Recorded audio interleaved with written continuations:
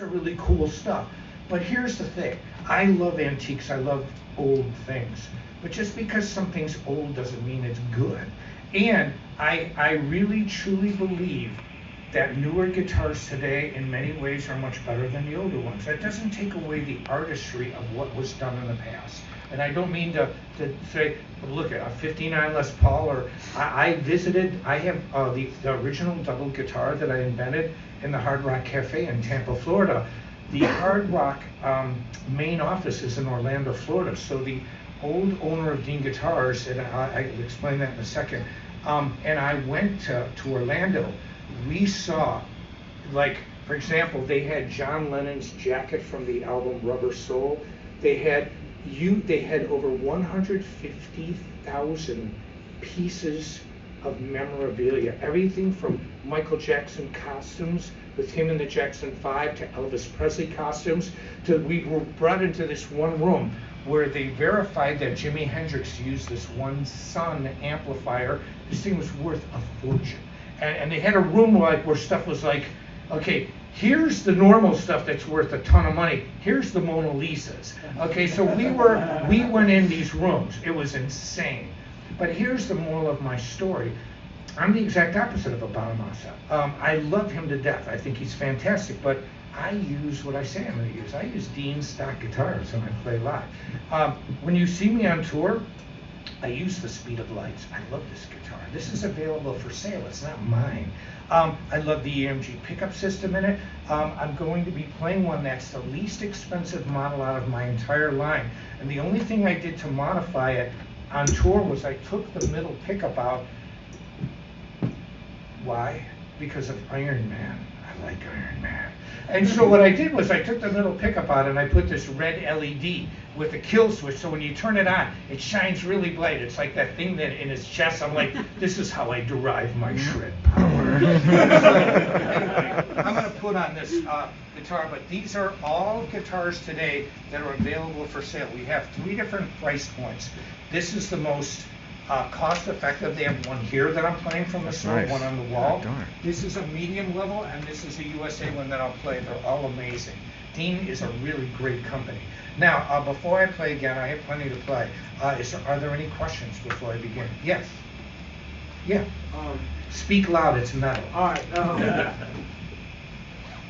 Yeah, I really love your playing and like the speed and everything, but it's like, how do you play so clean? Like playing the notes extremely fast, but no strings ring out. That's a great question. Thanks. Here's what I do. I don't use a lot of effects. I have a gigantic pedal board that I use when I play in concert, and really it's 3 pedal boards in one. So it's not really. I use one side for one guitar, one side for the double, and then when I play in concert, I play acoustic guitar. So you see this massive pedal board, but it's really 3. I don't use a lot of effects. Also, I always have to raise the action when I do a guitar clinic, because people think because I play fast that my action's super low, which is exactly the opposite. I play with fairly high action. Now we're getting a little noise just because it's the building, okay? You know, it's not, everything's not on super circuits. But here's what I like to do too. When I play, there's 2 kinds of muting on guitar. There's fretboard hand muting. See, when I play, and you can do this naturally, this is the beauty of it. See, this is why I'm so against internet pundits criticizing things, because they just criticize when they don't actually think about what I'm trying to say. Okay, and here, let me explain. When you fretboard hand mute, all that means is that if you take a little bit of effort, see, when I talk to students, I would make them concentrate. See, a lot of people look at the neck first. The majority of players will be like this. I said, why? Why don't you look at this hand every once in a while? Why don't you see what the heck you're doing? And so, because you want to coordinate your hands. But here's what I do to make it sound clean. I use fretboard hand muting.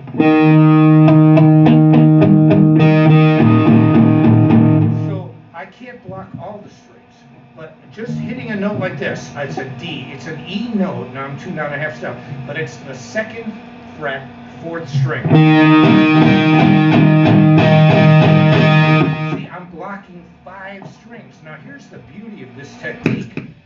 You don't have to, all you have to do is just have decent guitar technique like this, and you'll automatically do it. All human hands, see what I base my lessons on are simplicity, having big concepts but keeping them simple, and when I play, so I can kind of just, here.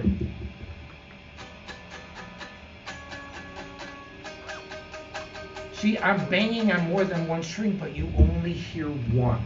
That's first and foremost. Secondly, I don't use a lot of overdrive on my amps. Modern amps get so much overdrive, it's useless to me. This is my sound.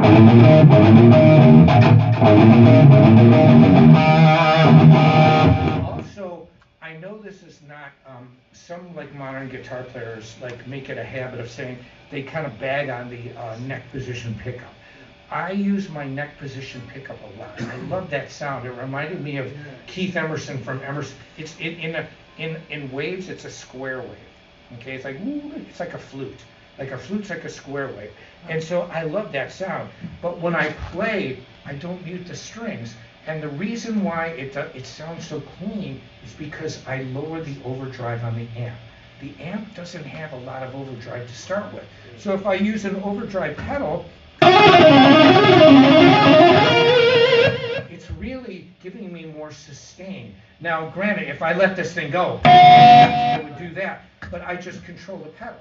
So when I'm playing, so like, I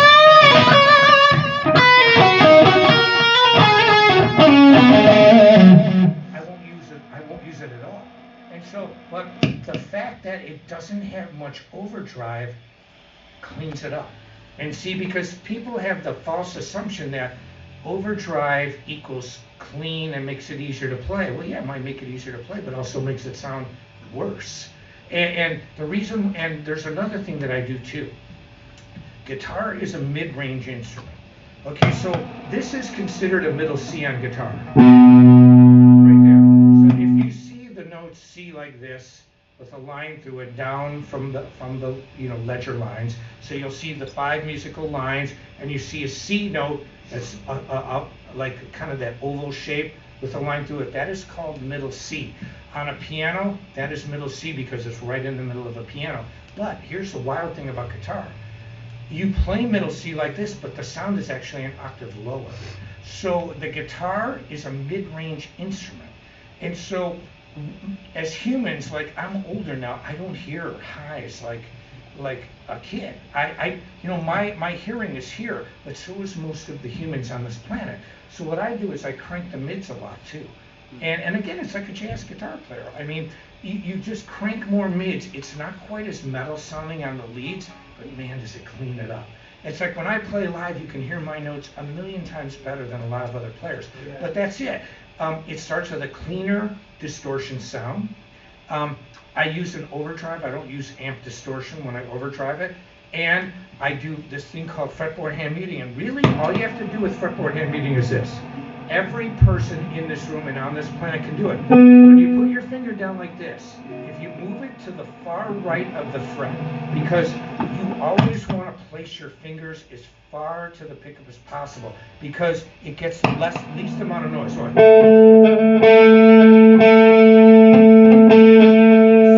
you don't get as good of a tone from the far left. You moved here. So you move here, and what happens is when you play like this, and your thumb's not always just hanging over the neck, although this is another thing. But I'll talk about that right after this. When you play and you keep your technique good, don't use your thumb always so far over the neck, but that is a necessary thing for the next thing I'll talk about. Okay, but when you play, I'm playing the 3rd fret, 3rd string, it's a B flat. But when I'm blocking, it's the 2nd string, the 1st string, and the 4th string. And so all I'm doing, and I'm playing it naturally, I don't see the beauty of this whole thing is you don't have to really think about it outside of initially thinking about it. Your hand will naturally do it. Now here's the thing that I have a problem with, and I wish that guitar players would change their attitude a little bit. I'm a big fan of Paul Gilbert, okay? Paul Gilbert now is a blues player. and he's totally cutting down shred guitar that he's known for. He's not a blues guitar player. He can't play a tenth as good as Joe Bonamassa in the blues. I'm sorry, he can't. Joe Bonamassa is the real deal. Paul Gilbert's a shred player playing blues. I think Yngwie is more authentic playing blues than Gilbert. But Gilbert says, I do, I truly do. And you can post it on YouTube, and what's he going to do, kick my butt? and let him try. But here's the point that I think is so wrong about people, the way he says it. Okay, see, he says he likes guitar players now that keep their thumb over the neck. I do too, but that's the wrong way to think. I love B.B. King. I love people like Joe Bonamassa. I love great blues guitar players. And I love Yngwie, but here's the correct thinking about it, purely as a technical facility. When you want to play accurately, and you want to play clean, and you want to play things that a first-chair violinist would play, you do not put your thumb over the neck. And I'm going to tell you the reason why. Does that look comfortable? Nope. Does this look good? Walk downtown, go, hello, I feel great today, oh yeah. No, that is wrong. Why do you think Andre Segovia could play at 80 years old? Because he didn't do this. Here's what he did. This. What do I do? This. When you play like this, let's put your hands at your side. It's comfortable, it's ergonomic, it's easy. Think lazy. So my way of saying it is this. When you want to play more technical parts, you play try to keep your arm and your wrist as straight as possible because it's comfortable. It will not give you hand injuries. You try to play Paganini's Fifth Caprice like this, or any old Paul Gilbert music, you're going to be in trouble. And so you don't want to use this all the time. But if you vibrato like a classical guitarist, how many classical guitar players vibrato? They don't. And so you want to put your thumb over the neck. When I vibrato, I've worked very hard to have a really expressive vibrato. I always proudly put my thumb. I always put it over the neck because you get the most power. But you don't always play like that. That's the difference, because it's not one is better than the other. These are all techniques to use for whatever style you want. If you want to play like this 8 hours a day, I guarantee you better call a doctor, because you're not going to have a career playing like this. Does this look good to anybody? This is how you play when you're like this. This is your hand position. So me as a person that has studied, I didn't have anybody tell me this stuff. I just thought about it. I said, well, that can't feel too good.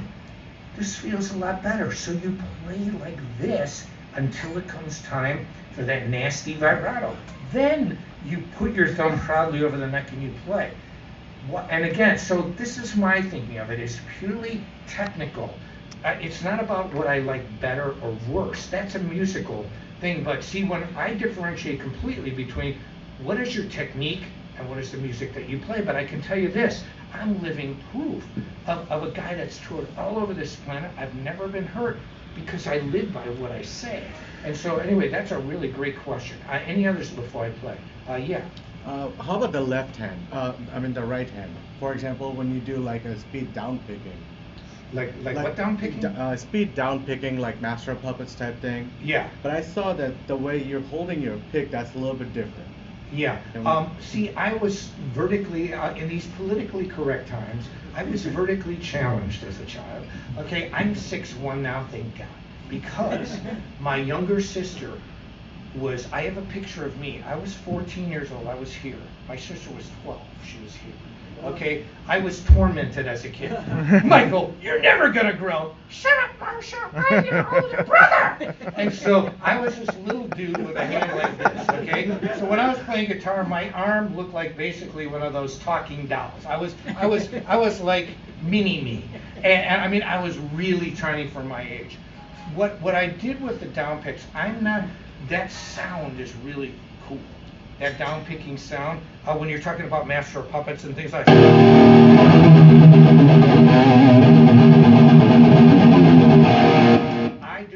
up picking. You're doing That's- alternate picking. Yeah, I use alternate picking when I do that. When you do down like a,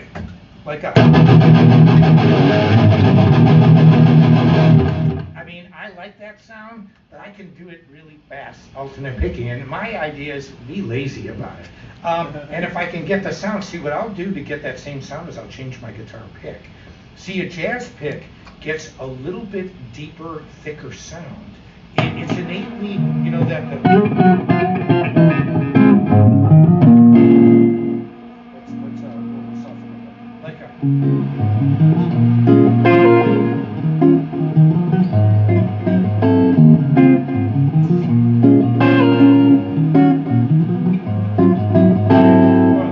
Or like this.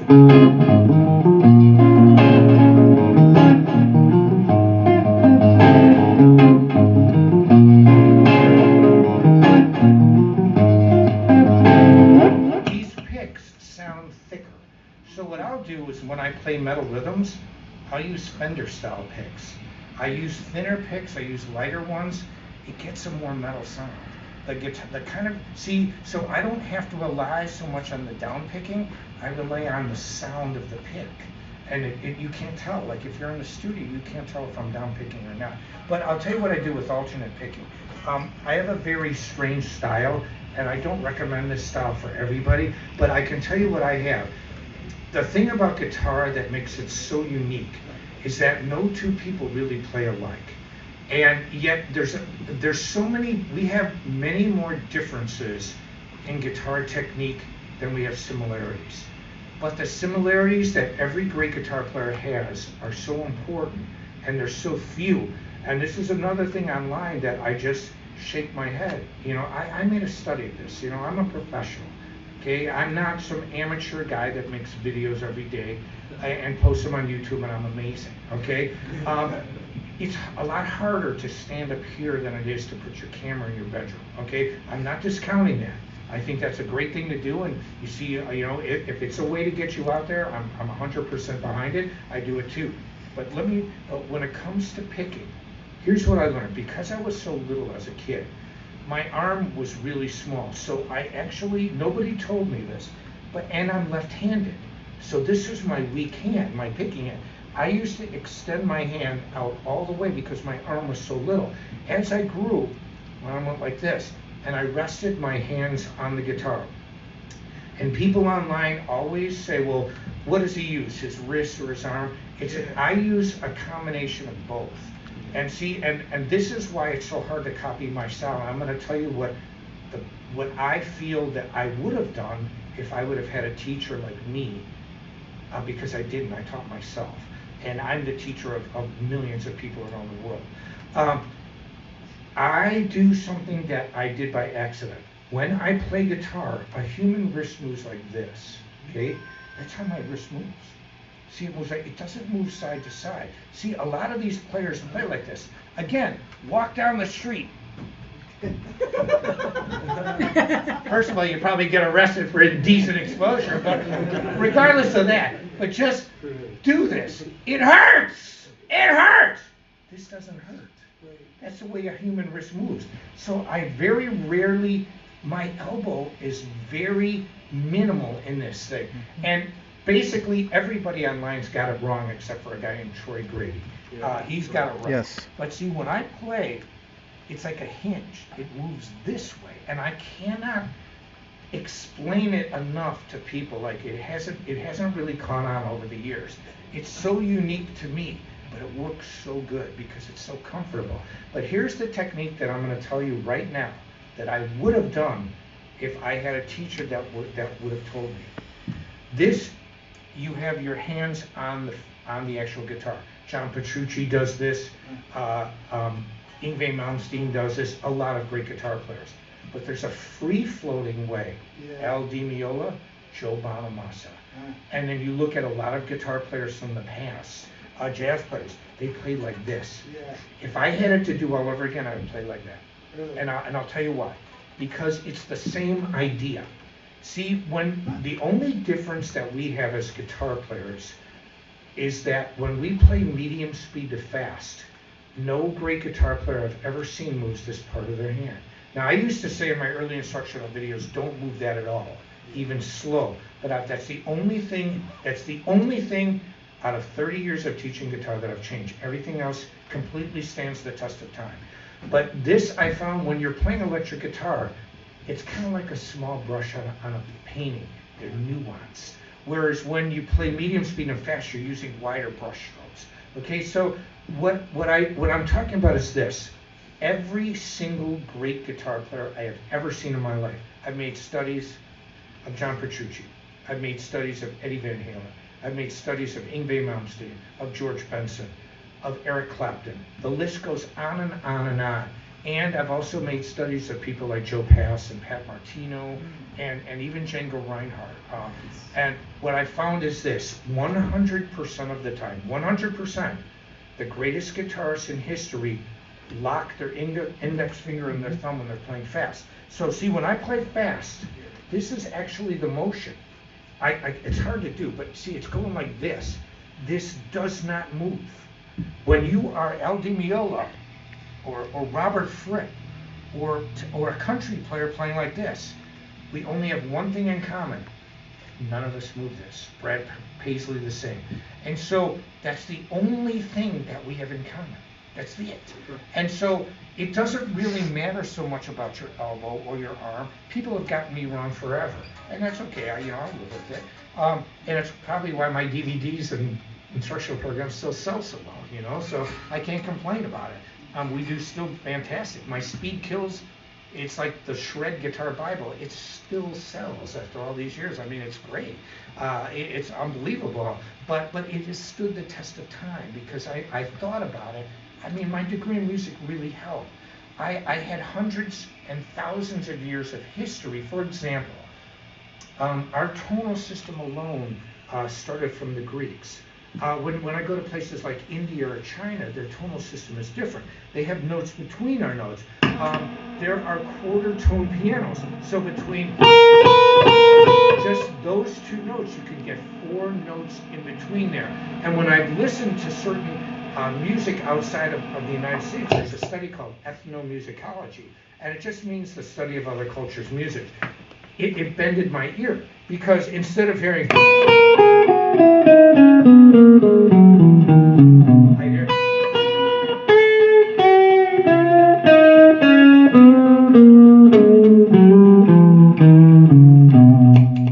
wow! I was like, it would freak my hearing out because I'm so used to hearing this.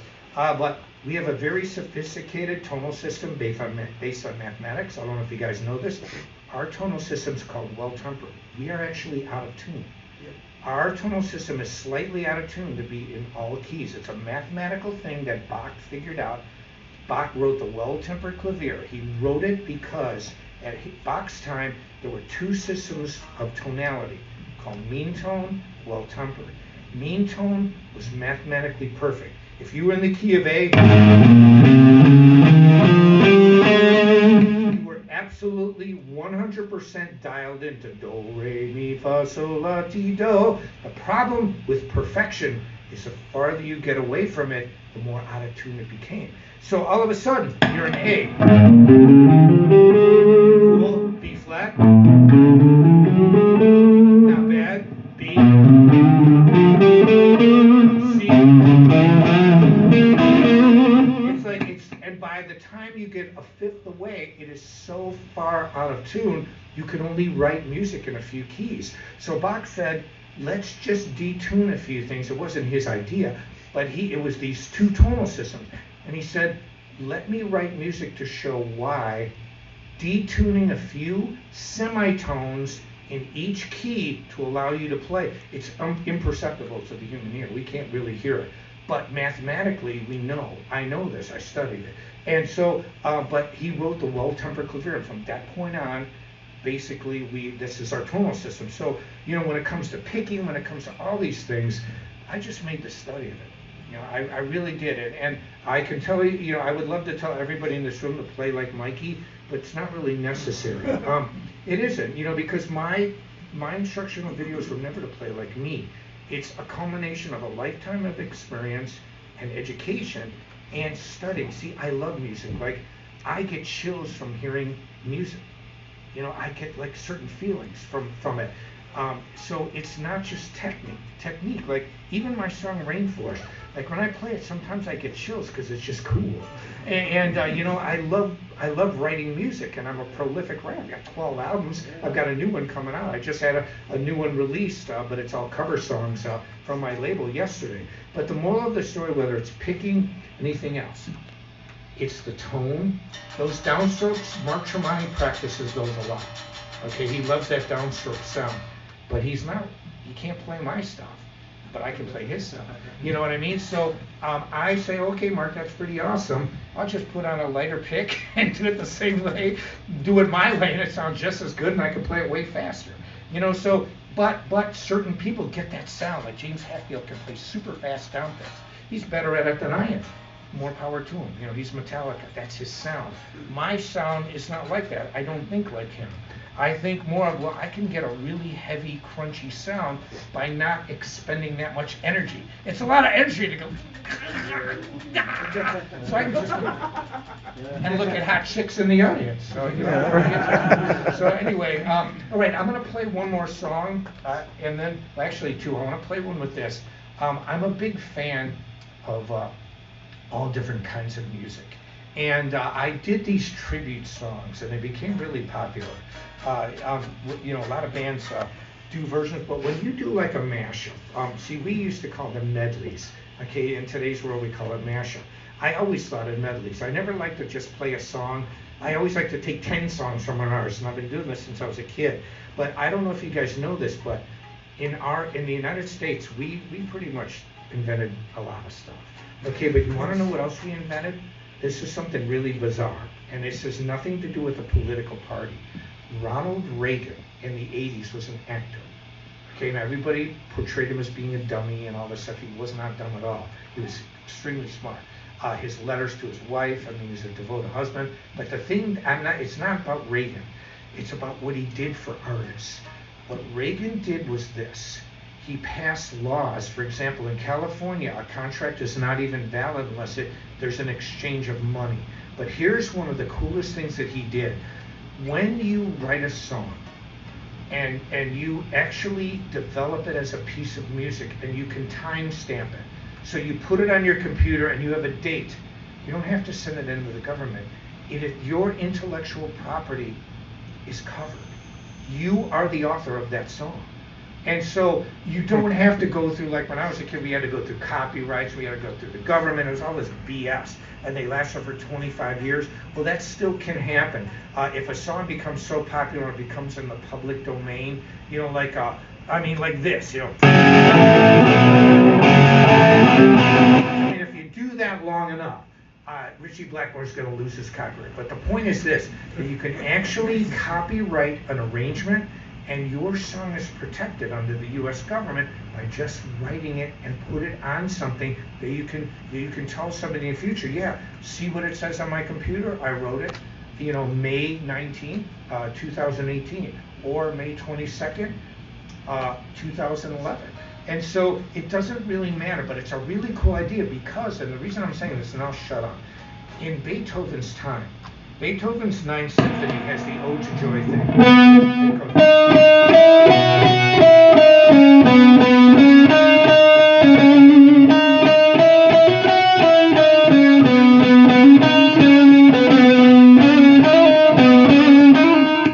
Et cetera.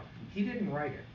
Okay, that's not his melody. But see, in the old days, it didn't matter who wrote the song, it mattered who did it the best. And Beethoven ruled over everyone else. And so he did it the best. It's our idea of copyright is completely different than it was hundreds of years ago. So, but it was the United States that was the forerunner of this, that said, look, if you create a piece of music, you're entitled to be the author of it. And it was in the 1980s and the Reagan era because he was an actor, because he was an artist. And I'm not saying he's the greatest actor of all time, but he cared about artists. And it was just interesting to me. I didn't know this at the time. I found out about it later because when we were inquired about copyrights. Anyway, I'm going to play my version of Led Zeppelin. Now, this arrangement is unique enough to copyright. That's another thing you can do in the United States. And you can copyright an arrangement of another person's song. It doesn't mean you wrote their song. It means you made it unique enough to make it yours. Here we go.